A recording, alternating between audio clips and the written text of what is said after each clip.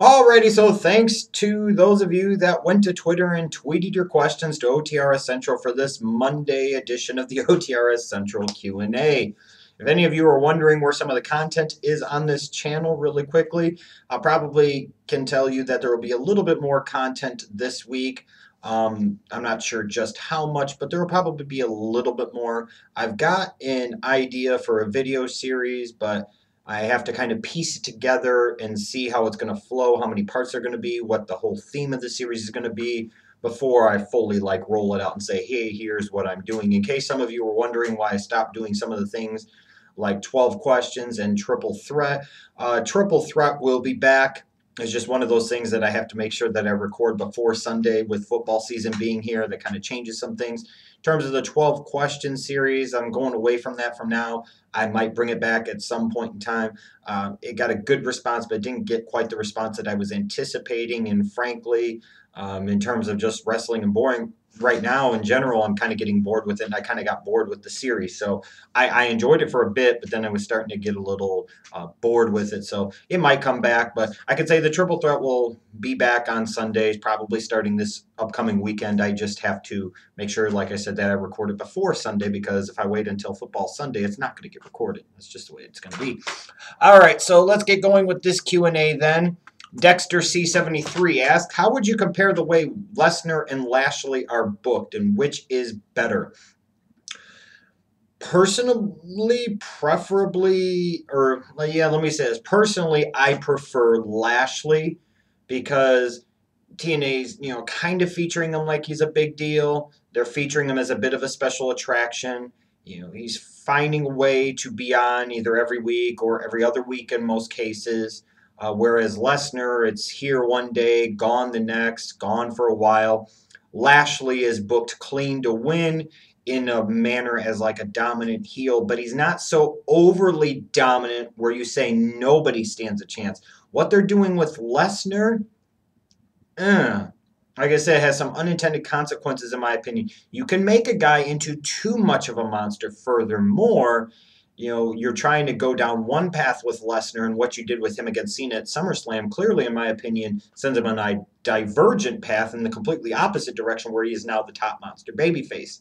You have a lot of problems with that.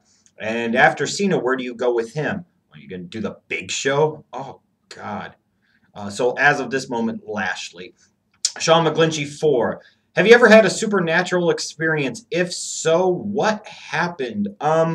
Yeah, I've had some supernatural experiences. There's no question about it. I can remember back when I think it was about 9 years old. It might have been 10, but I think I was 9. And my mom was an in-home babysitter, basically, for a little girl, and I'm there with her. It's during the summer, and I'm down in the basement playing on the Nintendo that they had there. It was a Konami Double Dribble. I'll never forget it. And I'm sitting there, and all of a sudden I hear this voice in my ear a couple of times go, Jeff, Jeff, Jeff.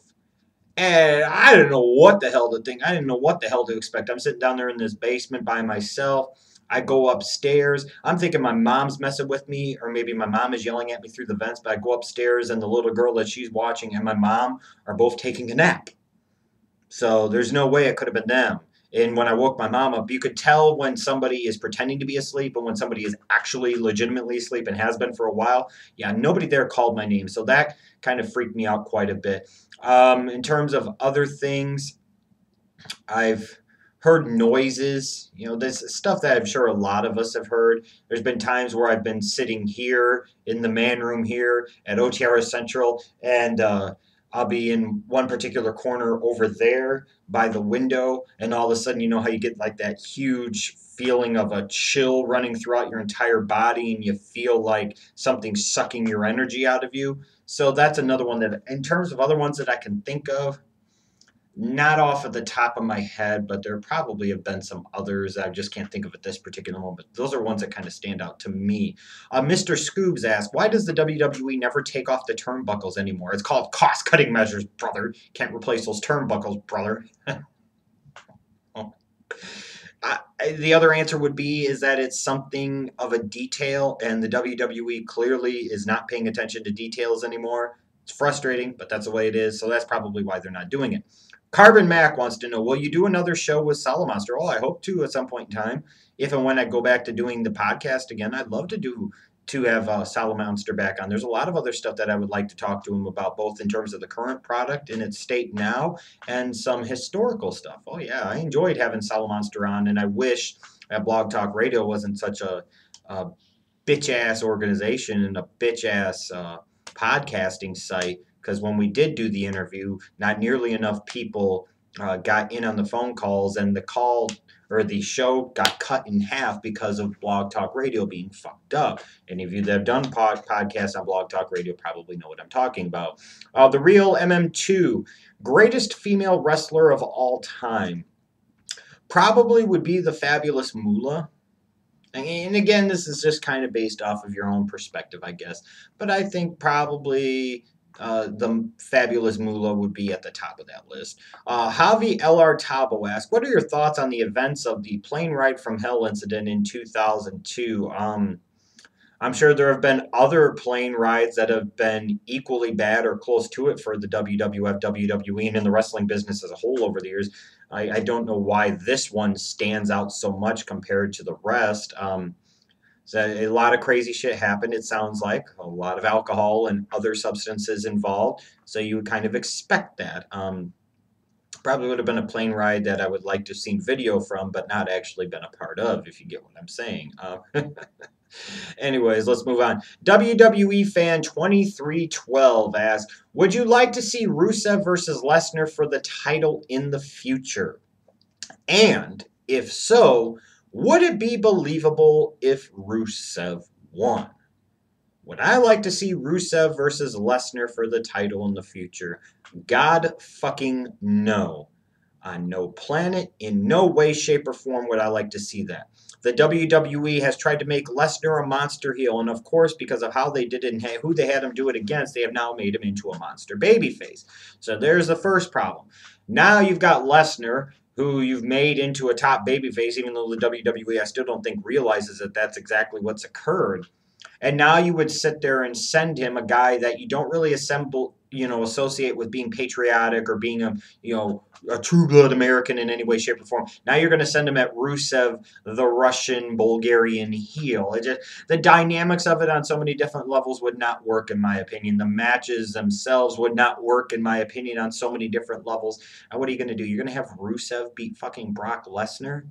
No, that's not going to happen. And would it be believable if he won? I don't know if it'd be believable or not. I just don't think it would be a very good idea, and I just don't think it would work very well. Sometimes it could be believable, and it could just be bad. It could be believable, and it could be stupid. Like if let's say, for an example, they went with Big Show and Brock Lesnar, and Big Show's beaten Brock Lesnar in the past. Technically, Big Show beating Brock Lesnar in a way would be believable, except for the fact of what happened with their match at Royal Rumble earlier this year, and the way that Big Show has been booked over the years. It might, in theory, be believable because Big Show's a big fucking guy. He is a giant. It's easier to make that believable. But that doesn't mean that it would be good, and that doesn't mean that it would work, and it doesn't mean it would be anything other than completely and totally, unmitigatably stupid. If that makes sense. So no, I would not want to see Rusev versus Lesnar. Bigger problem I have is, what are they going to do with Lesnar between now and WrestleMania, especially after he gets done with Cena? What are you going to do, Big Show, maybe Batista? Ugh. I think a lot of the people that wanted this so bad and really wanted this title reign will be turning on it sooner than they might anticipate if that's the path that they go down. It's just a prediction of mine. Imputations asks, if you could book one guy from now to WrestleMania, who would it be, and how would you book him? In theory, I would love to book Roman Reigns, because if you're trying to position him as the future face of the company, the future top guy, I want to make sure that he's taken care of very well, and I'd probably be trying to book him between now and SummerSlam 2014. If I was going to do it with Roman in that way, sure, I'm sure Summer would be my creative assistant. No, the feud with Rollins is okay because it has a lot of reason to exist. Then I would transition to Triple H. I'm not sure if I would do a singles match with him and Triple H at Royal Rumble, or I might do it at the Royal Rumble where they're like number 1 and number 2 in the Royal Rumble, and Reigns has to go all the way, and then you throw Kane into the mix, Rollins into the mix, um, you know, yeah, Orton into the mix, excuse me. But then you could come firing back with Daniel Bryan right afterward. You kind of get what I'm saying. Ambrose right afterwards. I mean, it would be an incredibly hot start to the Royal Rumble. And then you could have Roman Reigns win there. And maybe you would have John Cena win the title at Elimination Chamber. And then it would be Reigns versus Cena at WrestleMania 31. Because to me, if they do Lesnar versus Reigns at 31, the WWE is making a mistake. They're dropping the ball, and they're taking the punk ass bitch way out. Furthermore, you could do other things, I think, with Brock Lesnar. Now, if you're going to say, it's best for the company in the time being, and it may very well be to have Lesnar carry that strap all the way to Mania, well, then you got to have Lesnar have a series of quality title defenses, and then Reigns win the Rumble, and then you're off to the races at WrestleMania, and then I'd get to the point of where SummerSlam 2015 would be main evented by Roman Reigns versus John Cena for the title. But with that being said, the guy that I would probably want to book more right now because I have more concerns. I have some reservations about Reigns getting involved in the Titan Tower machine and what they could lead to and what they could do with him. However, I have more concerns about what they're doing with Bray Wyatt in general. I want to feature Bray Wyatt as a bit more of a special attraction. I want to get Bray Wyatt over to just flat out being the babyface because the people don't want to boo him anyway, so why try and force him to boo him? They want to cheer him. Let's give him a reason to cheer him. And then I want to sit there and maybe set up to a big showcase match at WrestleMania between him and Sting. Some people might not like that, but hey, it would be a signature victory over a huge name opponent at the biggest show of the year, and it would rectify the mistake of having him lose John Cena at WrestleMania 30, which was still completely and totally ridiculous. If there's one guy I really would want to book right now, it would be Bray Wyatt. Straight Edge 316 asks, where does this year rank in the worst years in WWE history? It's not nearly as bad as 93. I don't think it's nearly as bad as 95. For me, 2006 was a pretty crappy year, so was 2007. I don't know if it's quite that bad just because you had more star power back then. More recent examples, 2010 was terrible. That was pretty bad. So, but even 2010, gave you some stuff.